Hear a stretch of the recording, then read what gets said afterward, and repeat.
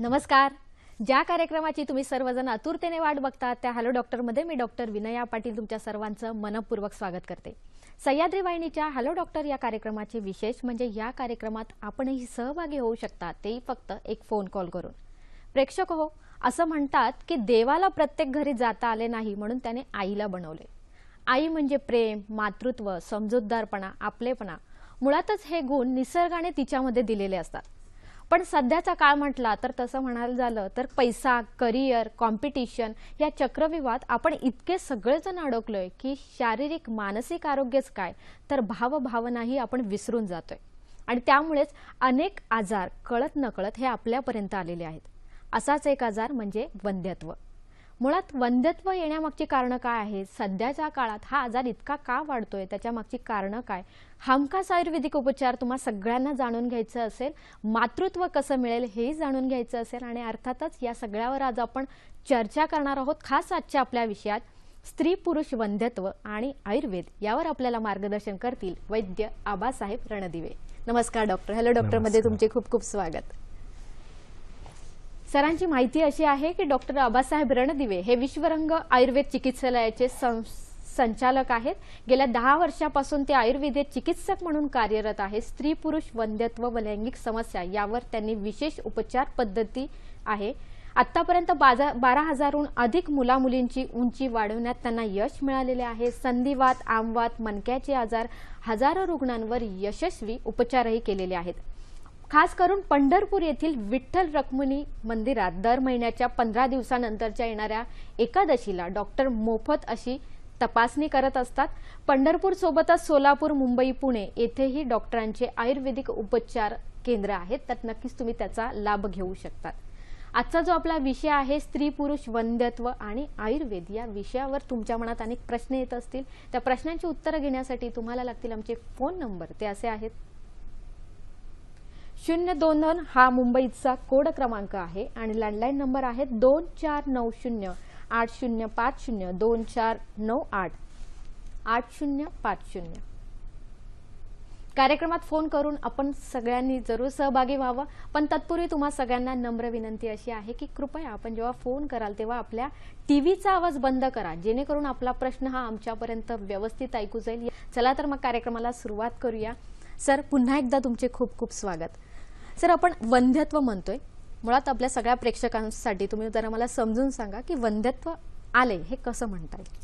एखाद्या विवाहित जोडप्याला लग्न होऊन समजा 1 वर्षापेक्षा अधिक काळ झाला असेल आणि त्यांनी कोणत्याही गर्भप्रतिबंधक साधनांचा उपयोग केला नसेल आणि तरीही त्यांना जर अपत्यप्राप्ती किंवा गर्भधारणा होत नसेल तर त्यांना वंध्यत्व आले याचे समजावे.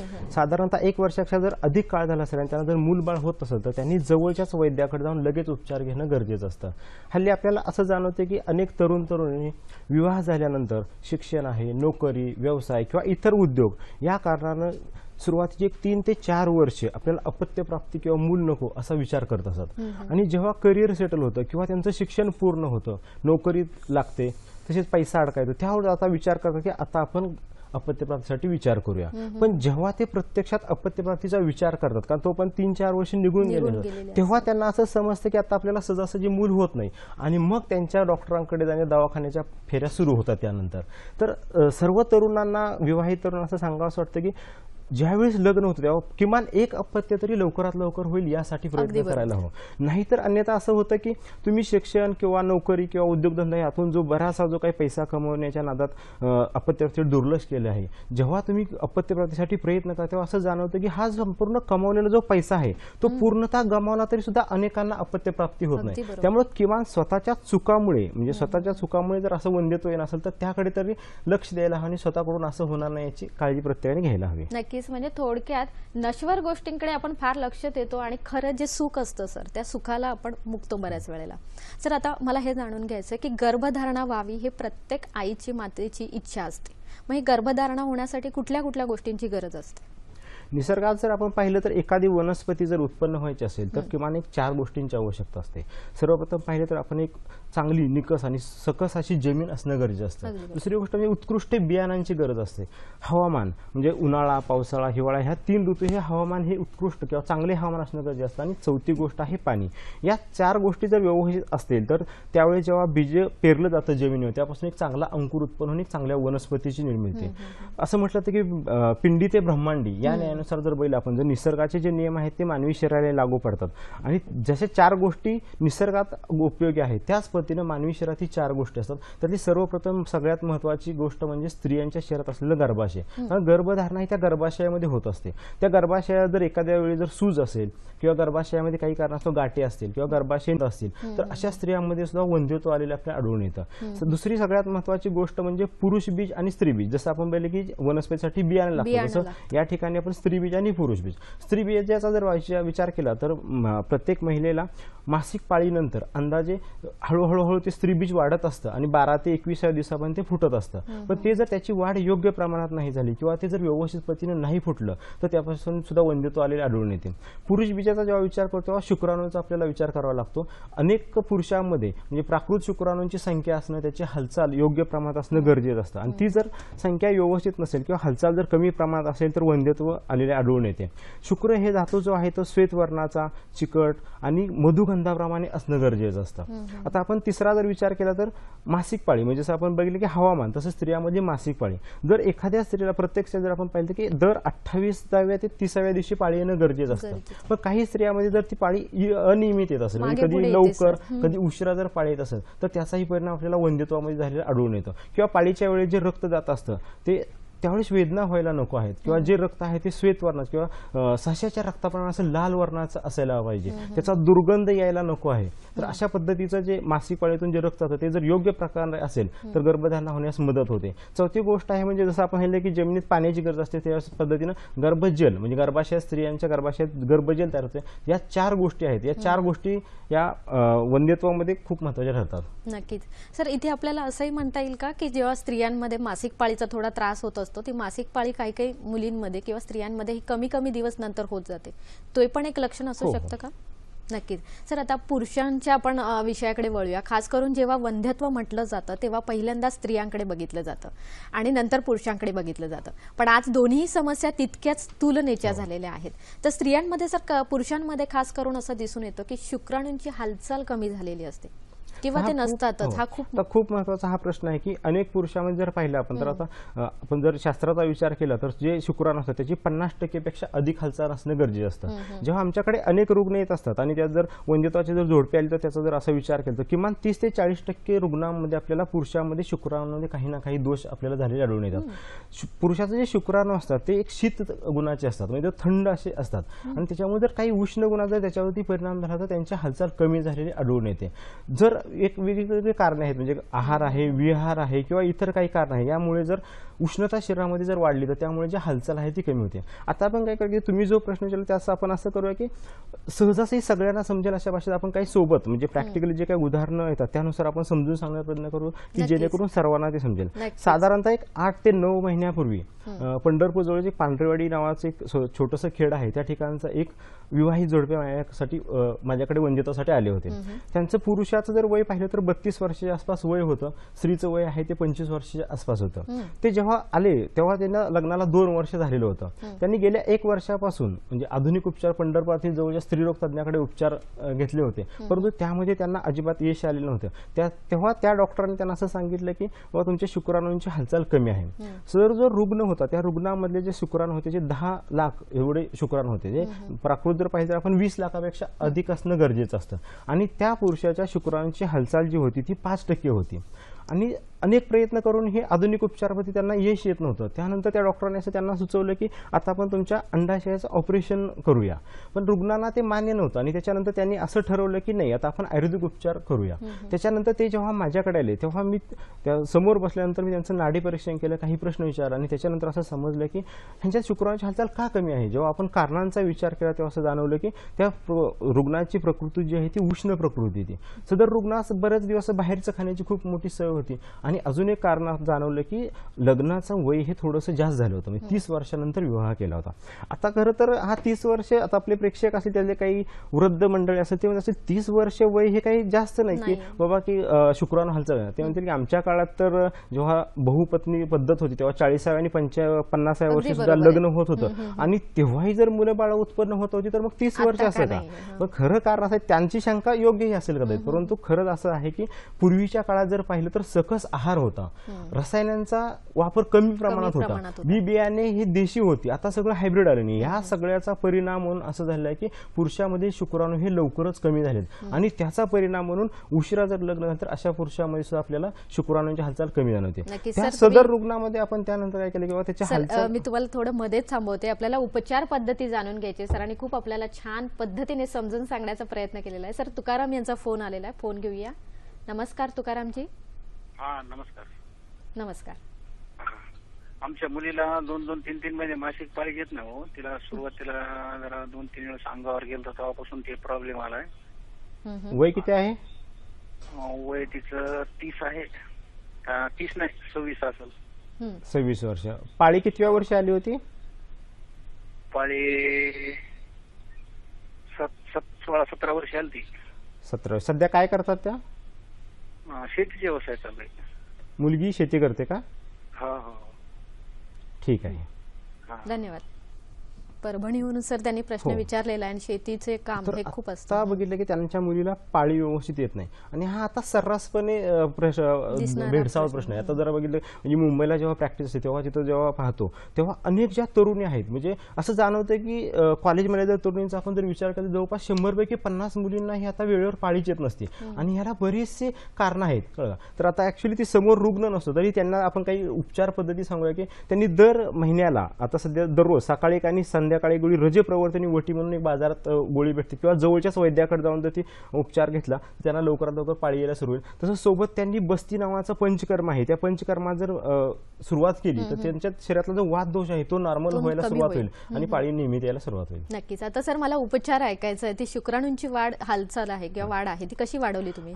सदर रुग्णांना आपण पाहिलं की त्यांच्यामध्ये उष्णता वाढली होती. त्यानंतर आपण सुरुवातीला विरेचन नावाचा उपचार पद्धती केली आणि त्याच्यानंतर पुढे आपण बस्ती नावाचा उपचार केला. बस्तीमध्ये आपण बस्ताड म्हणजे बकऱ्याच्या अंडाशयापासून बनवलेल्या तुपाचा बस्ती दिला आणि त्यानंतर आपण 3 महिन्यांनी जेव्हा त्या सदर रुग्णाचे आपण रिपोर्ट्स पाहिले त्यानंतर त्या रुग्णाचे शुक्राणूंची संख्या 10 लाखावरून 30 लाखावर गेली होती आणि जी शुक्राणूंची हालचाल होती ती फक्त 5% होती आणि त्याचं 3 महिन्यात जवळपास 70% पर्यंत शुक्राणू गेले होते. त्यानंतर आम्ही असं ठरवलं आता चान्स घेऊया आणि मी त्यानंतर त्यांना डेट दिल्या, परंतु असं झालं की शुक्राणू संख्या वाढली, सगळं शुक्र वाढले, हालचाल वाढली तरी पण त्यांना गर्भधारणा झाली नाही. त्यानंतर आम्ही असा विचार केला की आता आपण स्त्रीची काही तपासणी करूया आणि जेव्हा आपण त्यांच्या पत्नीची तपासणी केली तेव्हा असं समजलं की स्त्रीबीज फुटत नव्हतं आणि मग आपण पत्नीलाही आपण त्यांच्या उपचार देण्यास सुरुवात केली आणि आयुर्वेदातील आपण जे स्त्रीबीज फुटण्यासाठी यशवंत नावाचं एक तेल जे बनवलं आहे त्याचा बस्ती सुरू केला आणि अल्पावधीतच त्यांना नंतर आपण चान्स घेतला आणि नंतर गर्भ राहिला आणि आता त्यांना 2 महिन्याची गर्भधारणाही झालेली आहे. अरे वा, खूप छान. या उदाहरणावरून आपल्याला कळालंच असेल की आपल्या बऱ्याच गोष्टी चुकत असतात आणि त्या आयुर्वेदाने नीट केल्या जातात. नक्कीच मातृत्व हवं असेल तर आयुर्वेदाची कास धरायला काहीच हरकत नाही. प्रेक्षको, डॉक्टरही आपल्याला असं म्हणाले की जे पिंडी ते ब्रह्मांडी, नक्कीच जे ब्रह्मांडात आहे त्याचा सगळ्याचा उपचार आपल्या आरोग्यावर होत असतो. तो कसा हे मी सांगणार आहे. या ब्रेक नंतर कुठेही जाऊ नका, बघत राहा कार्यक्रम हॅलो डॉक्टर.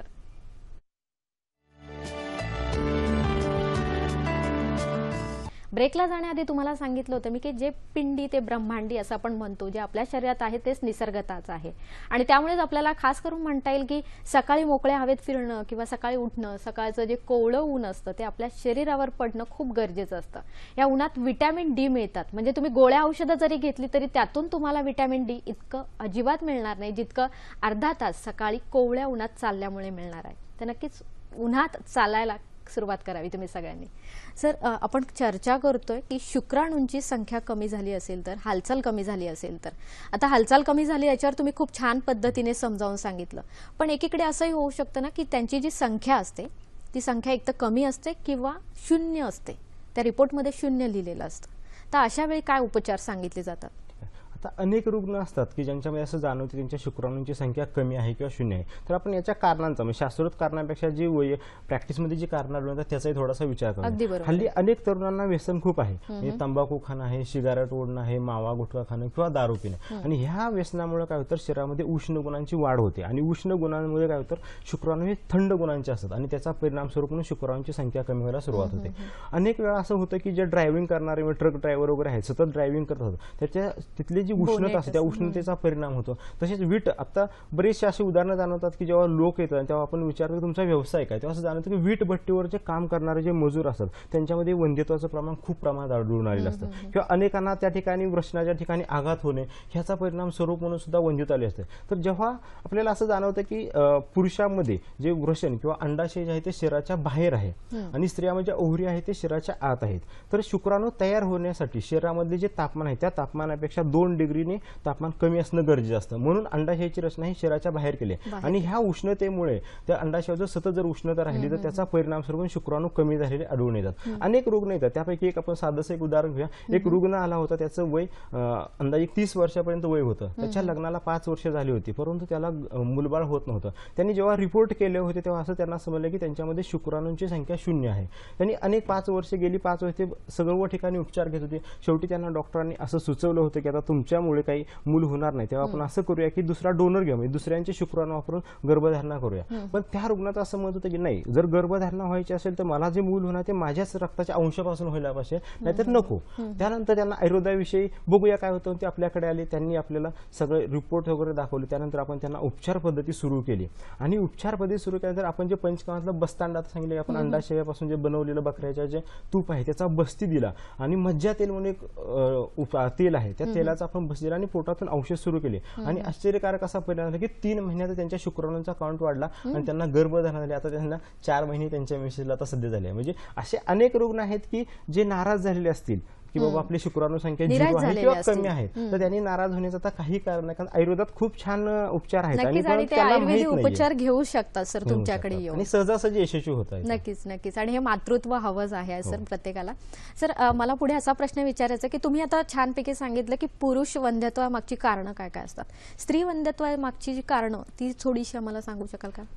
स्त्रियांमध्ये जर बघितलं तर आपण पाहिलं की अनियमित मासिक पाळी आहे, त्याच्यामुळे स्त्रियांमध्ये वंध्यत्व आले जाणून येतं.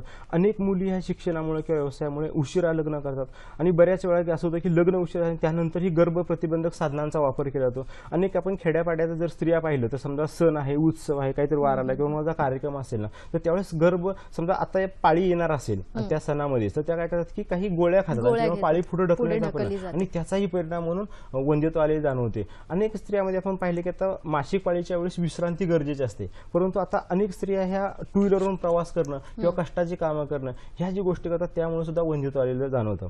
बऱ्याच स्त्रियांचं वजन खूप वाढले असतं, काही स्त्रियांचं वजन अतिशय कमी असतं किंवा त्यांच्यात रक्त हा खूप कमी प्रमाणात असतं आणि त्याच्यामुळे वंध्यत्व आलेलं आपल्याला जाणवतं.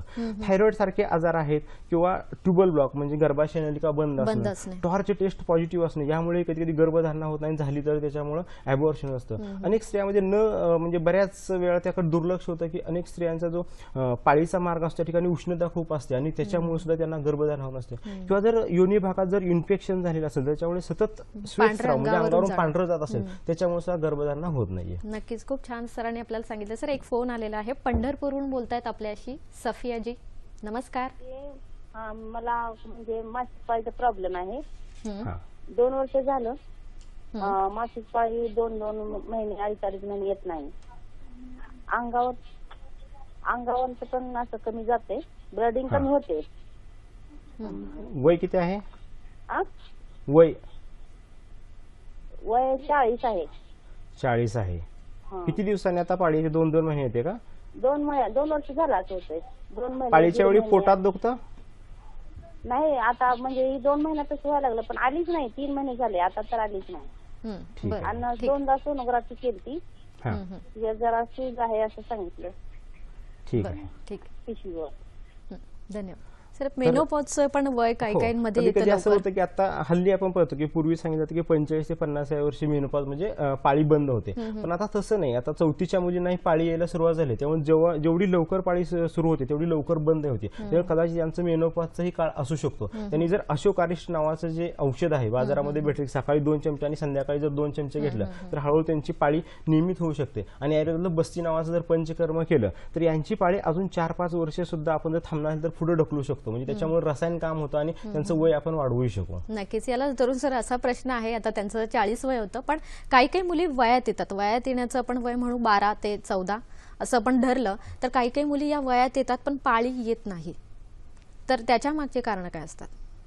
आता अनेक वेळा असं जाणवतं की अनेक पेशंट रुग्ण येत असतात आणि ते सांगतात की बाबा आमच्या मुलीला पाळी येत पाळी नाही. येऊन परत बंद झाली असं पण असतं. बऱ्याच जणांना पाळी येत येतच नाही असे होत असतात. तर आपण पाहिलं की आता हा विषय बोलायला आपल्याला खूप सोपा आहे, पण एखाद्या जर मुलगी असेल आणि तिचे पालक जर असतील आणि त्यांच्या मुलीला जर पाळी येत नसेल तर त्यांना खूप चिंता असते. नक्कीच. ते एक 16-17 वाट बघतात. त्यांच्यानंतर तर मुलीला पाळायला त्यांच्या मनात अशी शंका येते की पुढे काय करायचं, अगदी. म्हणजे मुलीचं लग्न करायचं का नाही. आणि समजा एखाद्या मुलीला पाळायला नाही तिचं जर आपण लग्न केलं तर काय होईल, म्हणजे की आता सासरच्या मंडळींनी जर सांगितले किंवा होणाऱ्या पती सांगितले की हिला पाळी येत नाही तर तो ऍक्सेप्ट करेल का नाही हाही विचार असतो. समजा आपण न सांगता केलं तर त्याच्या पुढे ते त्यांना म्हणजे येणाऱ्या त्रास पुढच्या देतील का समस्या किंवा आणखी त्रासदायक हा होतील. विषय होईल. आणि जर समजा पाळी आलीच नाही तर पुढे काय होणार. बरोबर. आणि समजा एखाद्या पालकाने विचार केला की बाबा की ठीक आहे पाळी येत नाही आपण तिचं लग्नच करायला नको, आणि असं केलं तर शेजापाजारी काय म्हणतील, पाहुणे मंडळी काय म्हणतील, असं सर्व काही त्यांना इतकं तणावात असत असे पालक की असे बरेच पालक येतात. त्यापैकी आपण एक छोटंसं आता एक उदाहरण घेऊया. आपला 2 डिसेंबरला आपल्याच इथं वंदिताचा आपला कार्यक्रम झाला होता आणि त्याच्यानंतर म्हणजे पुण्यामध्ये व्हिजिट होते. तर त्याच्यानंतर एक स्त्री रुग्ण आई वडील एका आपल्या मुलीला घेऊन आपल्याला ट्रीटमेंटला आले होते. त्या मुलीचं वय 25 वर्ष होतं आणि गेल्या 8 वर्षापासून ते ट्रीटमेंट घेत होते. तिला पाळीच आलेली नव्हती. खूप तणावात म्हणजे 3 जण असे येऊन बसले होते की असं वाटत होतं की ह्यांना खूप तणाव आहे. जेव्हा मी चौकशी केली त्यांनी सांगितले की आम्ही गेली 7 वर्षातून उपचार घेतो आहे, परंतु हिच्या गर्भाशयाची खूपशी वाढ झालेली नाही आणि त्याच्यामुळे हिला काही पाळी येत नाही. तर तुमच्याकडे काय असे उपचार आहेत का. त्यानंतर आपण तिची नाडी परीक्षण केलं आणि तिला आपण औषधं सुरू केली. जेव्हा आपण औषधं सुरू केली आणि त्याच्यानंतर आपण काही पंचकर्माचा विचार केला आणि 2 महिने 3 महिने गेले आणि त्याच्यानंतर आता त्यांना गेल्या व्हिजिटच्या अगोदर त्यांना आपण पंचकर्म केल्यानंतर सांगितलं की आता तुम्ही सोनोग्राफीचे नवीन रिपोर्ट्स करा. त्यांनी जेव्हा सोनोग्राफीचे नवीन रिपोर्ट्स घेऊन आले तेव्हा असं समजलं की पूर्वी जेव्हा अगोदरचे रिपोर्ट होते त्याच्या गर्भाशयाचा जर आकार पाहिला तर फक्त 1 सेंटीमीटर एवढा होता, पण आताचे जर रिपोर्ट पाहिले तर त्या मुलीच्या गर्भाशयाचा आकार 3.5 सेंटीमीटर गुणिले 3 सेंटीमीटर एवढा मोठा झाला होता. आणि ज्या डॉक्टरांकडे ते सोनोग्राफीसाठी गेले होते त्या डॉक्टरांना सुद्धा आश्चर्य वाटलं की त्यांनी विचारलं की हे कसं शक्य झालं आणि तुम्ही कोणत्या डॉक्टरांकडे ट्रीटमेंट घेतात. म्हणजे त्यांना सुद्धा असं आश्चर्य वाटलं. खरं तर ते जेव्हा पालक माझ्या समोर असले आणि ते एवढं खुश झाले होते कारण ते सोनोग्राफी करणाऱ्या डॉक्टरांनी सांगितलं आता तुमच्या मुलीला पाळी येणं शक्य आहे. गेली 7-8 वर्षे ते चिंतेत होते. मुलगी सध्या नोकरी करत आहे परंतु तरी पाळी येत नाही. आनंदी होते. खरं तर ते आपल्याला सांगता येणार नाही. आणि फक्त हा जो आनंद आपल्या त्यांच्या चेहऱ्यावर देऊ शकतो त्याला खरं सगळं कारण आहे आयुर्वेद शास्त्र. आणि ज्यांच्याकडे मी आयुर्वेद शिकलो म्हणजे ज्यांच्यामुळे ही प्रेरणा मिळते आमचे गुरुवारी आदरणीय वैद्यराज समीर जमदग्नी सर. तर यांचं सगळं श्रेय त्या मुलीला जे आपण चेहऱ्यावर त्यांच्या पालकांच्या चेहऱ्यावर जे हास्य उमटवू शकतो त्याचं श्रेय खरं त्यांना जाते. आणि असे अनेक पालक असतील की खूप रुग्ण येतात आता हल्ली की मुलींना पाळी येत नाही किंवा अवेळ येते. तर अशा पालकांनी आता चिंतेत करण्याचं काहीच कारण नाही. आयुर्वेद शास्त्रात खूप चांगले उपचार आहेत आणि सहजासहजी पाळी येऊ शकते. नक्कीच. डॉक्टरांनी खूप आपल्याला छान मार्गदर्शन केलेलं आहे. आपली इच्छा वाढली असेल, कुठेतरी निराशा होते, ती निराशा दूर जाते. आपली आस्था विश्वास वाढलेला असेल की आयुर्वेदाने या सगळ्या आजारांवर मात करता येईल. फक्त गरज आहे ती योग्य आयुर्वेदिक डॉक्टरांकडे जाण्याची. सर आपण पुढे चर्चा करूया. त्यात मेन विषय आपला येईल की पीसीओडी. सध्याच्या काळात जर 10 जर मुली धरल्या तर त्यातल्या 8 तरी मुलींना पीसीओडीचा हा त्रास असतो. तर त्याविषयी खास काय सांगाल? पीसीओडी म्हणजे आपण असं म्हटलं की पॉलिसिस्टिक ओव्हेरियन डिसीज. म्हणजे जेव्हा मासिक पाळी येत असते स्त्रीला तेव्हा मासिक पाळीनंतर त्या स्त्री बीजाची ओव्हरीमध्ये वाढ होत असते आणि जेव्हा ती वाढ होऊन त्याची जर व्यवस्थित वाढ नाही झाली आणि ते जर व्यवस्थित फुटलं नाही तर त्याची एक गाठ तयार होते. त्याला सिस्ट किंवा गाठ म्हणतात आणि त्यालाच आपण पीसीओडी असं म्हणतो. जेव्हा एखादा रुग्ण हा वंध्यत्व म्हणून जेव्हा डॉक्टरांकडे जात असतो आणि त्याच्या स्त्रीचं जर स्त्रीबीज फुटत नसेल तर ते डॉक्टर काय करतात त्यांना हार्मोन्सच्या किंवा इतर काही इंजेक्शन आणि गोळ्या दिल्या आणि त्यांचं स्त्रीबीज फोडलं जातं. पण असं प्रत्यक्षात व्यवहारात असं जाणवतं की इंजेक्शन देऊन जेव्हा स्त्रीबीज फोडलं तेव्हा गर्भधारणा राहण्याचं प्रमाण खूप कमी प्रमाणात आढळून येतं आणि अनेक स्त्रियांना असं होतं की 2-2, 3-3 महिने पाळीच येत नाही. तेव्हा जेव्हा पाळी येत नाही तेव्हा स्त्री रुग्ण हा वंध्यत्व आहे म्हणून डॉक्टरांकडे जात असतात आणि जेव्हा उपचार सुरू केले जातात तेव्हा जेव्हा औषधी गोळ्या किंवा हार्मोन्सच्या जेव्हा गोळ्या दिल्या जातात तेव्हा प्रत्येक महिन्याला दर महिन्याला पाळी सुरू होते. पण असं 1-2 वर्ष सतत चालले असताना तरीही गर्भधारणा राहत नाही, का तर नैसर्गिक पाळी आलेली नसते आणि जेव्हा गर्भधारणा राहत नाही तेव्हा शेवटी रुग्णच कंटाळतो आणि गोळ्या खायचं बंद करतो. मग 2-3 वर्ष गेले असते तेव्हा रुग्णाला असं जाणवतं की आता तर 6 महिने किंवा वर्ष पाळीच येत नाही. म्हणजे सुरुवातीला पाहिलं आपण जेव्हा रुग्ण डॉक्टरांकडे गेला तेव्हा 2 महिन्यांतरी पाळी येत होती, नंतर उपचार सुरू केल्यानंतर नियमित पाळी येते आणि आता उपचार बंद केल्यानंतर 6 महिने किंवा वर्षभर पाळी येत नाही. तर हा सगळा हार्मोनचं जे इंजेक्शन किंवा गोळ्या गेल्या त्याचा सगळा शरीरावरती झालेला दुष्परिणाम असतो आणि त्याच्यामुळे पाळी तर लांबच राहिलं परंतु आहे ते पण सगळं बिघडलेलं असतं. आयुर्वेद शास्त्रामध्ये खूप चांगले उपचार आहे. जगातले जर आपण पाळीच्या बाबतीत जर बघितलं जगातले सर्वश्रेष्ठ उपचार पद्धती फक्त आयुर्वेद शास्त्रातच आहेत. अनेक रुग्ण आहेत जे आपण जी सहचरात किंवा यस्वर नावाची जी काही आपण तेल बनवूय त्याच्यामुळे त्या तेलाचा जर बस्ती दिला तर ज्या स्त्रियांना पाळी इरेग्युलर त्यांची पाळी रेग्युलर व्हायला लागते, ज्यांचं स्त्री बीज फुटत नाही त्यांचं सहजासहजी बीज फुटत असतं. पीसीओडी आपण पाहिलं की 50% रुग्णांना तुम्ही सांगितलं की कारण आढळून येतं, परंतु हे आयुर्वेदासाठी इतकं सहज आहे की सहजासहजी गर्भधारणा होते. 4-6 महिने कोणाला वर्षभरही लागू शकतो पण सहजासहजी गर्भधारणा होऊ शकते. एक साधंसं एक छोटं उदाहरण नक्की सर, मी परत तुम्हाला थांबवते. आपल्याला लांबून फोन आलेला आहे. धर्मानंद बोलतायत आपल्याशी परभणी इथून. नमस्कार धर्मानंदजी. नमस्ते मॅडम, बोला. आम्ही धर्मानंद घाडगे बोलतोय. मी माझा जिल्हा परभणी आहे. मी फौज मध्ये ड्युटी आहे माझी, ITBP फोर्स मध्ये आहे मी. तर माझं 2014 मध्ये लग्न झालं, तर मला अजून काही मूलबाळ नाहीये. तर माझ्या मिसेसची म्हणजे माझ्या वाईफची मंथली जी आहे ना ती वेळेवर नाही, म्हणजे मंथली नाहीये, म्हणजे 2 महिने 2.5 महिने 3 महिने अशी होते. तर तुम्हाला सांगून त्याला काय करावं लागेल? त्यांचं वय किती आहे? माझ्या मिसेसचं 27 वर्ष आहे आणि माझं 29 वर्ष आहे. ठीक आहे, ठीक आहे, धन्यवाद. काय सांगाल सर?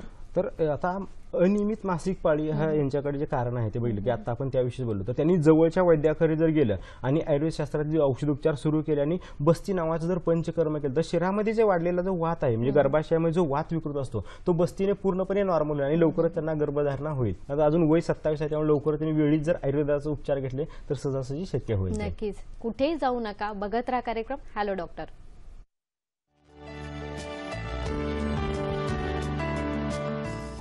प्रेक्षको, नेहमी आम्ही तुम्हाला नेहमीच टिप्स देत असतो. आज टिप्स अशी आहे की आज 7 एप्रिल म्हणजे जागतिक आरोग्य दिन आहे आणि या आरोग्य दिनाचं औचित्य साधूनच तुम्हाला सांगू इच्छिते की आरोग्यम धनसंपदा आपण असं म्हणतो आणि आपण धनच फक्त जमा करतोय. आपला बँक बॅलन्स चेक करतो आणि त्यात आपण किती गेलेत किती आलेत याचा हिशोब करत असतो, पण आरोग्याचं गणित आपण कधी मांडणार? खरं म्हटलं तर आरोग्याकडे जर लक्ष दिलं तर नक्कीच पैसा खूप वाचेल तुमचा आणि हे तुम्ही लक्ष देऊ शकतात आयुर्वेदाच्या ज्ञानातूनच.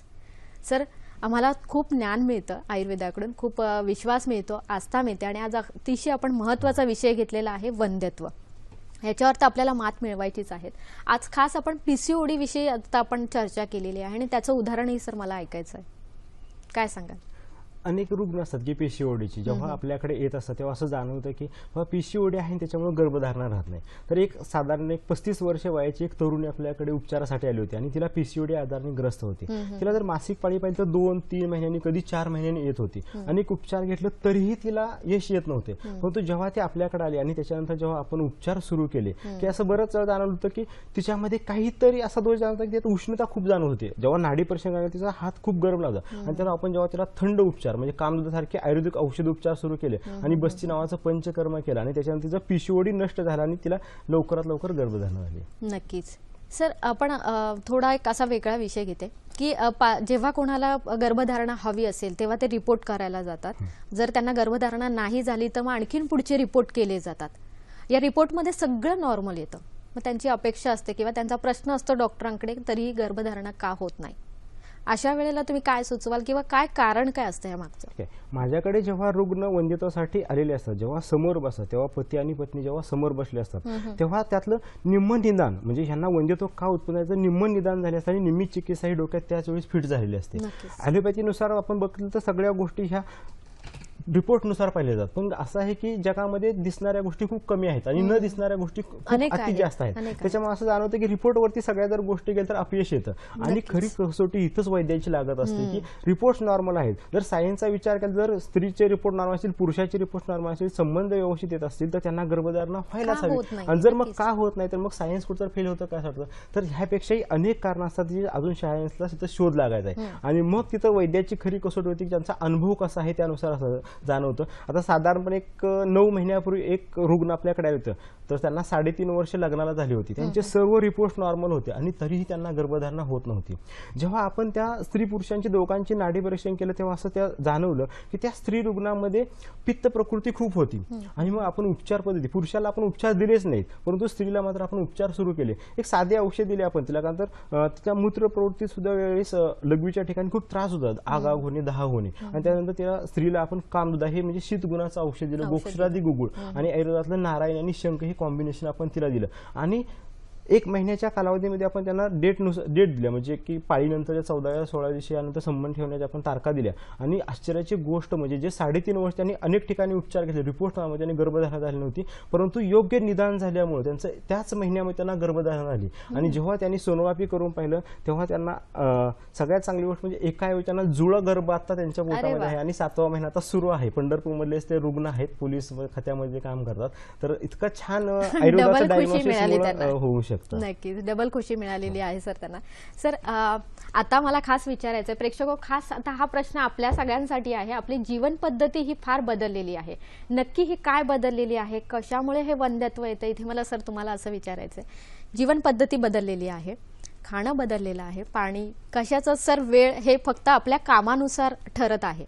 आता इथे एक थोडासा वेगळा प्रश्न आहे की मुलींचे कपडे घालणे जे आहे, आपण जीन्स टॉप बहुतेक सगळेच सरासर घालतात, किंवा जे वागणं आहे.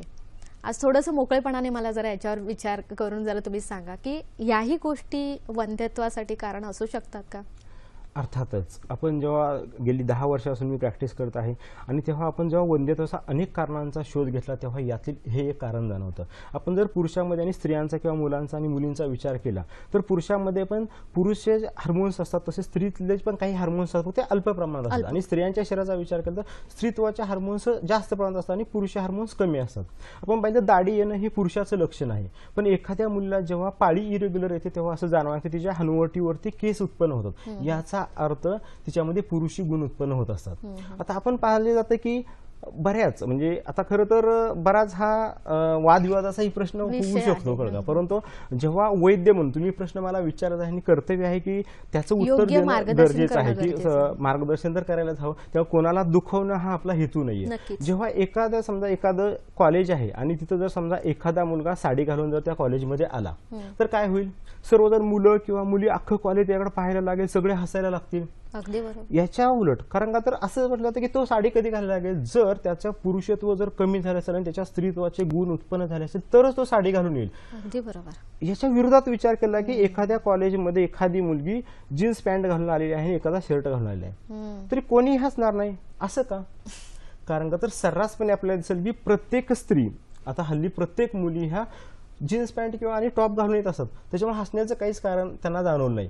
पण इथं जर आपण विचार मुलाच्या बाबतीत आपण हसलो परंतु मुलीच्या बाबतीत हसलो नाही. खरं तर हा स्त्रियांचा पोशाख नाहीये.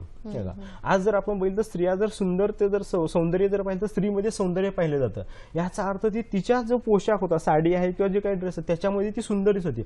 परंतु आपण जे पुरुषांच्या खांद्याला खांदा लावून काम करणार किंवा 50% आपण जे म्हणतो की बाबा दोघं समान आहेत, त्याच्या नावाखाली ज्या काही आपण चुका करत आहोत त्याचा खूप मोठा हा परिणाम आहे. आता समजा की एखाद्या मुलगा जर केस वाढवून पूर्णपणे लांब करून गेला तर ते म्हणते अरे काय याच्यामध्ये काय स्त्रीचे गुणधर्म आले काय, पण एखादी मुलगी जेव्हा केस कापते तेव्हा म्हणजे हा जो नियम आहे ना, म्हणजे आपण जो विचार करत असतो तो खूप चुकीच्या पद्धतीने जात असतो. आपण जर पाहिलं तर पूर्वी जर पाहिलं तर मुलं मुली शाळेत जर पाहिलं तर कोणी मुलींशी किंवा बोलतही नव्हतं. आता जर तुम्ही सर्रासपणे शहरी भागात किंवा सगळीकडे जर पाहिलं तर मुलं मुली सहजासहजी एकमेकाला चिपकून बसलेले असतात आणि जेव्हा स्पर्श सहज करत असतात. म्हणजे असं म्हटलं जातं की नाजूकता, कोमलता हे गुण जर पाहिलं तर स्त्रियांमध्ये निसर्गाने दिलेले आहेत.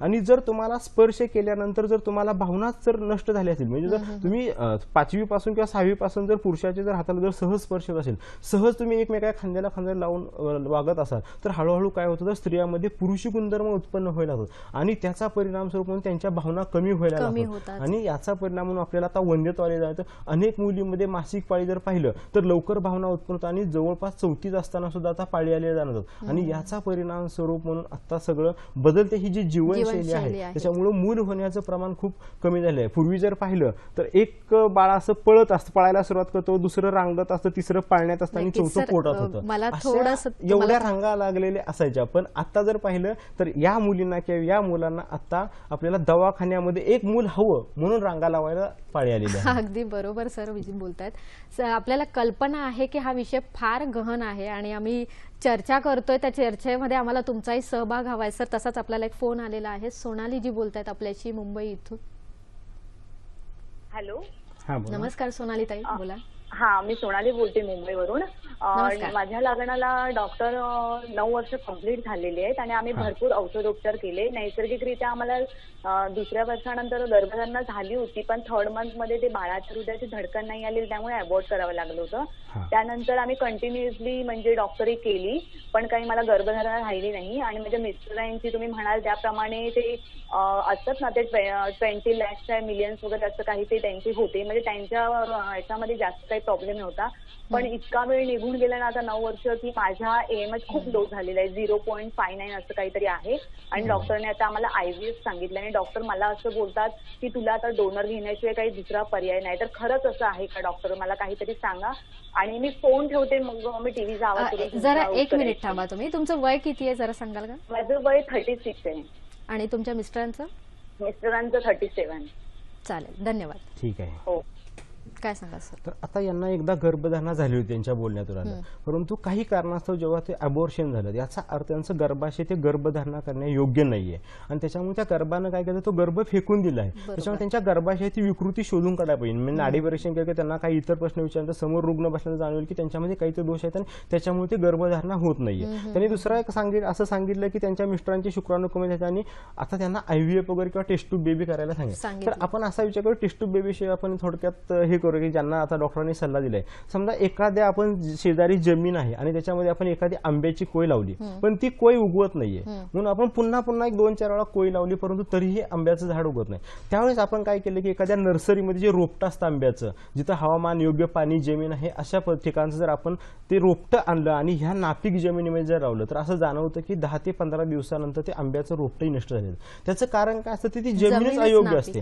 तसं यांच्या शरीरामध्ये एकदा गर्भ राहिलेला आहे आणि ती जमीन म्हणजे त्यांचं गर्भाशय आहे आणि ते अयोग्य आहे आणि त्याच्यामुळे तो गर्भ बाहेर पडत आहे. जर यांच्यामध्ये जर समजा टेस्ट ट्यूब बेबी सारखा प्रयत्न केला तर आता जसं आपण सांगितलं ते रोपटं कसं ते मृत पावलं, तसं जेव्हा टेस्ट ट्यूब मध्ये जेव्हा गर्भधारणा केली जाईल आणि यांच्या शरीरामध्ये जेव्हा तो गर्भ सोडला जाईल तेव्हा असं होईल की जसं पहिल्यांदा अबॉर्शन झालं तसं पुन्हा सुद्धा तो गर्भाशय आहे ते त्या टेस्ट ट्यूब बेबीमध्ये बेबीला ते धारण करू शकणार नाही आणि काही दिवसात त्याचंही अबॉर्शन होईल. आता जर आपण पाहिलं तरी 100पैकी खूप कमी प्रमाणात टेस्ट ट्यूब बेबी सक्सेस होतात आणि त्याचं कारण हेच आहे की ज्या पद्धतीने जमीनच चांगली नसेल, म्हणजे गर्भाशय स्त्रीचं किंवा स्त्रीचं शरीर जर नॉर्मल नसेल तर टेस्ट ट्यूब बेबीमध्ये लाखो रुपये आज लोक खर्च करतात आणि तरी त्यांना अपत्य प्राप्ती होत नाही. पण आयुर्वेद शास्त्रातलं बस्ती नावाचं म्हणजे सहचरादी तेलाचे बस्ते आणि इतर काही उपचार जर पोटातून घेतले तर टेस्ट ट्यूब बेबीपेक्षा कितीतरी पटीनं चांगले रिझल्ट देतात. कारण त्यांना एकदा गर्भधारणा झाली याचा अर्थ त्यांना पुन्हा गर्भधारणा सहजासहजी होऊ शकते. त्यांनी आयुर्वेद उपचार घ्यावेत, जवळच्या वैद्याकडे जावं आणि नक्कीच त्यांना अपत्यप्राप्ती होईल यात काही शंका नाही. हाच एक आशेचा किरण आहे सोनालीजी तुमच्यासाठी, कारण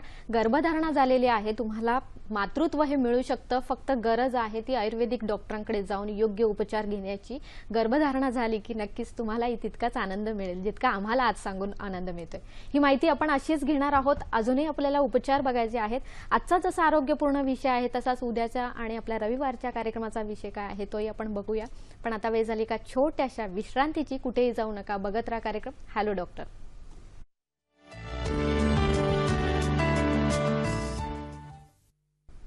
ब्रेक नंतर तुमचं पुन्हा एकदा स्वागत. आजचा जसा आपला आरोग्यपूर्ण विषय आहे तसाच उद्याचा आपला शनिवारच्या कार्यक्रमाचा विषय काय आहे तोही बघूया. उद्या शनिवार दिनांक 8 एप्रिल रात्र 8 वाजताच्या कार्यक्रमाचा विषय आहे प्रोस्टेट कॅन्सर आणि आयुर्वेद. सहभागी होणार आहेत वैद्य समीर यमदग्नी. याशिवाय hello.dr.mumbai@gmail.com इथेही तुम्ही आम्हाला प्रश्न विचारू शकतात. रविवार दिनांक 9 एप्रिल रात्र 8 वाजताच्या कार्यक्रमाचा विषय आहे आमवात, आधुनिक उपचार व गैरसमजूत. सहभागी आहेत डॉक्टर प्रवीण पाटील. हा ध्वनिचित्रमुद्रित कार्यक्रम आहे, तर नक्कीच आपण आपले प्रश्न हे विचारू शकता. डॉक्टर, आपण खूप चर्चा करतोय आणि त्यात अनेक असे आपल्याला प्रश्न म्हणता येईल की तरुणांमध्ये म्हणजे गर्भधारणा होणं हे लग्नानंतरचा विषय आहे, पण आपण थोडंसं आधी त्याच्या आधीचा विचार करूया की तरुणांमध्ये लैंगिक समस्या असणं ही सुद्धा एक त्याचीच पूर्वीची पायरी आहे. तर या लैंगिक समस्या कुठल्या असतात आणि यावर उपचार कुठले? हल्ली जे तरुण येत असतात, अंदाजे साधारणतः 25 वर्ष वयाचे तरुण येत असतात की जे लैंगिक समस्या घेऊन येत असतात. तर ह्यांचं जे वय असतं ना हे लग्नाचं वय असतं आणि घरचे त्यांच्यासाठी मुली पाहायला सुरू केलेलं असतं आणि ह्यांना मात्र खूप टेन्शन असते की आता आपल्यामध्ये काहीतरी दोष जाणवत आहे आणि ते कोणाला सांगूही शकत नाहीत आणि सहजासहजी वैद्याकडे यायलाही ते घाबरत असतात. साधारणतः 1.5 वर्षापूर्वी मला एका मुलाचा फोन आला होता आणि ते फोनवरती बोलत होता आणि सांगत होता की डॉक्टर मला खूप टेन्शन आहे, यापूर्वी मी तुम्हाला फोन केला आहे पण मला काय असं आठवत नव्हतं की त्याने या अगोदर फोन केला आहे. आणि तो फोनवरती बोलत बोलत रडत बोलत होता आणि तो सांगत होता की माझ्या घरच्यांनी आता माझ्यासाठी लग्नासाठी मुलगी बघायला सुरू केलंय, परंतु मला असं जाणवतं की मला स्त्रियाविषयी इच्छाच होत नाहीत, भावनाच होत नाहीत किंवा सतत असं मानसिक ताणतणाव जाणवतो. आपण बाबा पुरुषत्व आहे की नाही अशी माझ्या मनात शंका येते आणि त्याच्यामुळे मला लग्न टाळायचं आहे, परंतु मी घरच्यांना हे बोलू शकत नाही. आणि गेली 1-1.5 वर्षापासून तो म्हणला की मुली बघत आहे आणि आता असं झालं की एक मुलगी पाहिलेली आहे आणि त्या लग्न होण्याच्या मार्गावरती आहे, परंतु मी काय करू. आणि हे तो बोलत होता. ऍक्च्युअली मी त्याला काही सल्ला देण्यापूर्वी तो फक्त बोलत होता आणि रडतच होता आणि तो बोलता बोलता असं म्हणला की नाही आता मला हे सगळं अशक्य झालेलं आणि मी आता जिवंत नाही राहणार आणि मी आज आत्महत्या करणार आहे. खरं तर आता आणि असं बोलला आणि मी काय सांगतोय त्याच्या क्षणाच्या पूर्वी त्याने फोन ठेवलाही. तर गोष्ट अशी होती की हा इतर कोणाशी बोलला का नाही, पण तो मला तो बोललेला होता तेव्हा मला माहिती होतं त्याच्या मनात असं घुमते. तेव्हा काय करावं असं मी 2 मिनिट विचार केला आणि त्याच्यानंतर मी असं ठरवलं की माझे एक रुग्ण होते जे पोलीस होते त्यांना फोन केला आणि त्यांना सांगितलं असं असं मला फोन आलेला आहे आणि आपण काय करता येईल. त्यांनी सांगितलं की तो नंबर द्या, काय झाले ते मला सांग. मी त्यांना सविस्तर सांगितलं आणि मग त्यांनी त्या मुलाच्या फोन नंबरवरती फोन केला. त्यांनी त्याच्याशी बोलल्यानंतर त्यांना सांगितलं की असं असं आहे आणि मग काय त्या पोलिसांनी त्याच्या आईकडे फोन द्यायला सांगितलं आणि आईला समजून सांगितलं की तुमच्या मुलाला असा असा प्रॉब्लेम आहे, त्याला थोडंसं समजून घ्यायचा प्रयत्न करा. आणि त्याच्यानंतर मग तो मुलगा कुठेतरी थोडासा शांत झाला. त्याच्यानंतर मीही त्याच्याशी फोनवरती बोललो आणि मग त्याने आत्महत्याचा निर्णय टाळला. तर खरं तर पालकांनी ह्या गोष्टीचा खूप विचार करायला पाहिजे की जेव्हा मुलांचा लग्नाचा विचार येतो आणि आपण अनेक मुली पाहण्याचा विचार करतो आणि मुलं सांगत असतात की नको मला 2 वर्ष लग्न करायचं नाही किंवा 3 वर्ष लग्न काय, याची इतरही कारण असेल पण हे कारण आहे का याकडे बघायला पाहिजे.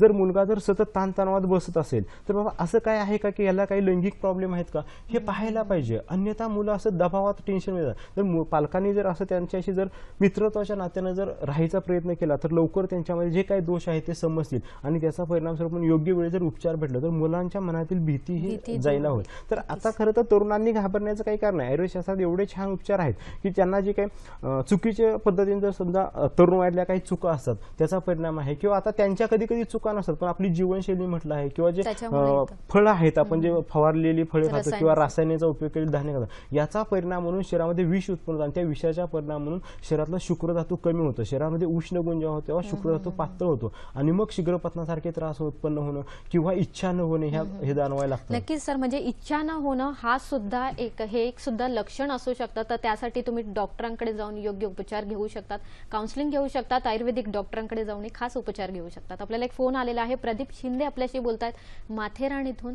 नमस्कार. नमस्कार. नमस्कार, बोला. नमस्कार मॅडम. हा नमस्कार, बोला. सर माझा प्रश्न असा आहे का आमचा म्हणजे एक 5 वर्षाचं बाळ आहे परंतु आम्हाला दुसरा चान्स घ्यायचा आहे. मॅडमचे रिपोर्ट क्लिअर आहेत परंतु माझे शुक्राणूंची संख्या कमी आहे. किती आहे ते 35-40 असं काहीतरी आहे. बरं, ठीक आहे. तुमचं वय किती आहे? वय माझं 37, मॅडमचं 35. बरं, चालेल. धन्यवाद. खूप सर छान प्रश्न विचारलेला आहे. पहिलं मूल झाल्यानंतरही वंध्यत्व येऊ शकतं असं थोडंसं आपल्याला दिसू शकतं. बऱ्याच वेळा आता त्यांनी सांगितलं की त्यांचा काउंट पण 45 म्हणजे हा खरं तर नॉर्मल काउंट आहे. पहिलं मूल झाल्यानंतर कदाचित त्यांनी असं काही चूक झाली की जेव्हा गर्भ होतो, पहिलं बाळ होतं, तेव्हा नंतर स्त्रियांनी पहिल्या महिन्याभरामध्ये डिलिव्हरी होते त्यानंतर शेकशेगडी घेणं गरजेचं असतं. आणि जर शेकशेगडी घेतली नाही तर जो गर्भाशयाचा आकार आहे तो खूप मोठा झालेला असतो प्रेग्नन्सीमध्ये, आणि तो गर्भाशयाचा जो आकार आहे तो लहान होणं गरजेचं असतं, वात वृद्धी होते. आणि जर शेकशेगडी घेतली नसेल तर गर्भाशयाचा आकार मोठा राहतो आणि त्या गर्भाशयामध्ये अनेक दोष उत्पन्न होतात. आणि त्यामुळे बऱ्याच जणांना म्हणजे 100 पैकी 70 ते 80 स्त्रियांना तर पहिले प्रेग्नन्सी दुसऱ्यांदा जर मूलबाळ होत नसेल तर त्याचं कारण असं की त्यांनी जे पथ्य पाळलेले नाहीत, किंवा असं म्हटलं जातं की 1 महिनाभर गार पाण्यात हात बुडवायला नको आहे, किंवा जे आजी जे नियम सांगतात ते नियम पाळायला पाहिजे. आणि दोघांनी आता 35 आणि 37 वर्ष वय झाले तेव्हा दोघांनी जर शरीर शुद्धी करून घेतलं तर त्यांच्यामध्ये जे काही न सापडलेले दोष आहेत ते दोष सापडतील आणि त्याच्यामुळे सहजासहजी त्यांना प्रेग्नन्सी राहायला मदत होईल. नक्कीच. आणि यालाच धरून मला असा प्रश्न विचारायचा की 35 वय झालेलं आहे,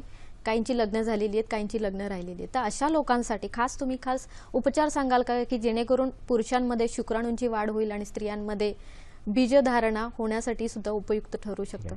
तर कसं आहे की बऱ्याच जणांना प्रश्न होतो की आताचा रुग्णमध्ये आपण 35 पेक्षा असं की 35 वर्ष वयानंतर शुक्राणू वाढू शकतात का? तर एक रुग्ण आले होते जे वाशिमवरून माझ्याकडे पंढरपूरला आले होते, आपलाच कार्यक्रम पाहिल्यानंतर ते आपल्याकडे आले होते. तर त्या रुग्णाचं वय 43 वर्ष होतं आणि त्यांची जी पत्नी आहे तिचं वय आता 38 वर्ष होतं. त्यांना गेली खूप वर्ष झालं ते अपत्यासाठी धडपडत होते पण त्यांना अपत्यप्राप्ती होत नव्हती. आणि सांगायचं गोष्ट म्हणजे की ते जे रुग्ण आहेत ते 43 वर्ष ते स्वतः MBBS डॉक्टर आहेत आणि त्यांना आयुर्वेदाचा कार्यक्रम आपला खूप आवडला आणि ते आपल्यापर्यंत आले. त्यानंतर जेव्हा त्यांचं नाडी परीक्षण केलं आणि आपण त्यांना उपचार सुरू केले की या वयात ही आपण जेव्हा मज्जा तेल याचा बस्ती आणि नंतर बस्तानभूताचा त्यांना आपण बस्ती उपचार केले आणि त्याच्यानंतर 3 महिन्यानंतर साधारणतः आता गेल्या आठवड्यातच ते आपल्याला नंतर दाखवायला आले होते. 3 महिन्यानंतर आपण त्यांना रिपोर्ट करायला सांगितले. रिपोर्टपूर्वी जेव्हा आपल्याकडे ते रुग्ण आले त्यांचा काउंट होता 14 लाख आणि आता जो काउंट आहे 3 महिन्यानंतर तो काउंट झालेला आहे 42 लाख. तर त्यांना आश्चर्य वाटलं की ते म्हणाले की डॉक्टर मी स्वतः डॉक्टर आहे, गेली 15-20 वर्ष झालं मी याबद्दल की माझा अकाउंट कधीच 15 लाखाच्या वरती गेलं नाही. आयुर्वेदात अशी काही जादू आहे की कशामुळे हा अकाउंट वाढला? त्यांनी हा सहज प्रश्न शेवटी विचारला. मी त्यांना सांगितले की आयुर्वेदशास्त्र हे जर बघितलं तर आपलं जर शुक्र धातूची उत्पत्ती आहे, रस धातू सुरुवातीला खाल्लेल्या अन्नापासून असतो, त्याच्यानंतर रक्तबंध असतं, नंतर मांस, मेद, अस्थि, मज्जा आणि शुक्र.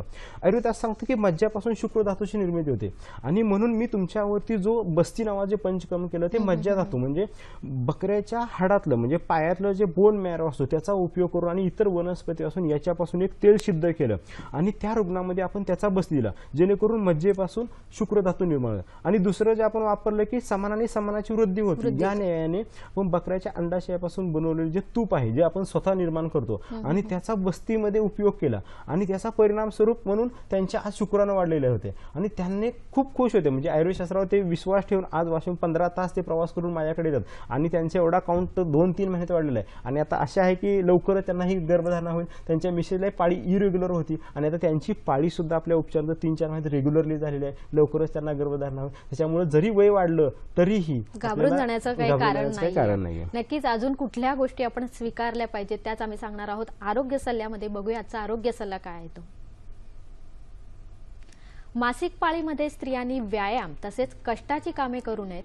मासिक पाळीत अतिरक्तस्राव होत असल्यास स्त्रियांनी सकाळी व संध्याकाळी 2-2 चमचे अशोकारिष्ट 2 चमचे पाणी मिसळून जेवणानंतर पिणे. पुरुषांनी कडू रसाचे अतिसेवन करू नये. शुक्राणू कमी असणाऱ्या रुग्णांनी रात्री झोपताना 1 ग्लास दूध त्यामध्ये 2 चमचे खडीसाखर आणि नंतर 2 चमचे तूप मिसळून पिल्यास अप्रतिम फायदा होतो.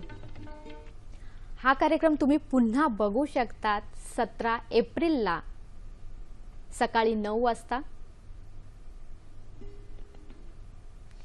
आमचा कार्यक्रम कसा वाटला हेही आम्हाला जरूर कळवा. याशिवाय ज्या डॉक्टरांना आमच्या कार्यक्रमात सहभागी व्हायचं असेल त्यांच्यासाठी हा खास पत्ता. निर्माती हॅलो डॉक्टर दूरदर्शन केंद्र Worli Mumbai 400030. Hello doctor DDK Mumbai @gmail.com इथे तुम्ही आम्हाला मेल करू शकतात. याशिवाय facebook.com/ddsahyadri.in इथे फॉलो करू शकतात. youtube.com/user/ddsahyadri इथे तुम्ही आमचे सर्व कार्यक्रम बघू शकता. सर वेळ आपल्याकडे फार कमी आहे तरी मला तुमच्याकडून थोडी माहिती हवी आहे 2 प्रश्नांविषयी. ट्युबल ब्लॉक विषयी सर काय सांगाल थोडक्यात अगदी? ट्युबल ब्लॉक मध्ये गर्भाशय नलिका आहे जी बंद झालेली असते. ओव्हरीमध्ये जे स्त्रीबीज तयार होत असतं ते गर्भाशयामध्ये येण्यासाठी गर्भाशय नलिकेमधून येत असते. ज्या स्त्रियांमध्ये वात दोष खूप वाढलेला असतो अशा स्त्रियांमध्ये वृक्षतेमुळे त्याचं काठिण्यता आलेली असते आणि जेव्हा शरीरामध्ये गर्भाशयामध्ये आमदोष निर्माण होतो असा चिकट एक असा पदार्थ येतो आणि तो चिकट पदार्थ त्या नळीमध्ये गेल्यामुळे ट्युबल ब्लॉक झालेले असते आणि अशा रुग्णांना गर्भधारणा सहजासहजी होत नाही असं आढळून येतं. परंतु आयुर्वेद शास्त्रामधील पंचकर्मातील उत्तर बस्ती या उपचाराने आणि पिशुधारण या उपचाराने सहजासहजी यश मिळतं आणि ट्युबल ब्लॉक कितीतरी आपल्याकडे शेकडो रुग्णांचे आपण ट्युबल ब्लॉक काढण्यात आतापर्यंत यशस्वी झाले. नक्कीच. वाजीकरण हे खास वंध्यत्वावर उपचार म्हणून सांगितलं जातं. या वाजीकरणाविषयी सांगा सर. आयुर्वेद शास्त्राचे 8 अंगांचं वर्णन केलं आहे. त्यातले वाजीकरण हे 8वं आणि महत्वाचं अंग आहे. वाजी या शब्दाचा अर्थ घोडा आणि ज्या शास्त्रामध्ये घोड्याप्रमाणे संभोग शक्ती वाढवण्याचे वर्णन आलेले आहे किंवा ज्या उपचाराचे वर्णन त्या शास्त्रात वाजीकरण शास्त्र म्हटलं जातं. निसर्गात जगामध्ये जर बघितलं जातं की सर्व सुखे एकीकडे आणि स्त्री आणि पती पत्नी यांच्यातील जे शारीरिक सुख आहे ते एकीकडे म्हटलं जातं. त्यासाठी या सुखाला खूप महत्व दिलं जातं. पूर्वीच्या काळी बहुपत्नी पद्धत होती त्यामुळे अनेक पुरुष हे वाजीकरण हे उपचार तिथल्या राजवैद्याकडून घेत होते. असं ऐकण्यात येत आहे की बरेचसे जे इतर देशातील जे राजे आहेत ते त्यांच्या राणींना सुखी ठेवण्यासाठी भारतामध्ये खास वाजीकरण उपचारासाठी येत होते. तर वाजीकरण औषधाचा फायदा असा होता की ज्या पुरुषांना शीघ्रपतनाचा त्रास आहे किंवा शारीरिक शैथिल्य आहे, कमजोरी आहे किंवा स्त्रियांविषयी इच्छा कमी होती त्याच्यामध्ये अप्रतिम फायदा होतो. नक्कीच नक्कीच. आपल्याकडे खूप माहिती सरांकडे आहे आणि ती आपल्याला घ्यायची. सर, मी थोडक्यात जाता जाता अगदी काही प्रश्न विचारते. 35 वयानंतर किंवा शुक्राणूंची वाढ आयुर्वेदाने होऊ शकते का? हो, नक्की होऊ शकते. वारंवार होणाऱ्या गर्भपातावरही उपचार आहेत का? गर्भाशयामध्ये विकृती असते आणि त्याच्यावरती जर आयुर्वेदातले बस्तीसारखे पंचकर्म केले तर वारंवार होणाऱ्या गर्भात थांबवू शकतो. वंध्यत्वासाठी उत्तम पंचकर्म कुठले? बस्ती. नक्कीच. प्रेक्षक हो, निराश होऊ नका, आस्था ठेवा, विश्वास है तो पूरी दुनिया कायम है विश्वास पे, असं आपण म्हणतोच आणि हीच आपल्याला आस्था ठेवायची आहे आयुर्वेदावर. आयुर्वेद कधीच तुम्हाला निराश करणार नाही. तुमची कुठलीही समस्या असू द्यात ती नक्कीच गरज आहे ती योग्य डॉक्टरांकडे जाऊन उपचार घेण्याची. आजचा जो विषय आहे महत्त्वपूर्ण आहे पण तरीही आरोग्याला कमी समजू नका. छोट्या मोठ्या गुरगुरी आल्या तरी डॉक्टरांकडे जाऊन योग्य उपचार घ्या. डॉक्टर, तुम्ही इथे आलात, महत्त्वपूर्ण विषयावर आम्हाला खूप छान माहिती दिली, समजावून सांगितलं, त्याबद्दल हॅलो डॉक्टर आणि सह्याद्रीच्या टीमतर्फे. शिवाय प्रेक्षको, तुम्हीही आम्हाला फोन केलात, आमच्या कार्यक्रमात सहभागी झालात त्याबद्दल मी आपल्या सर्वांचे आभार मानते. धन्यवाद.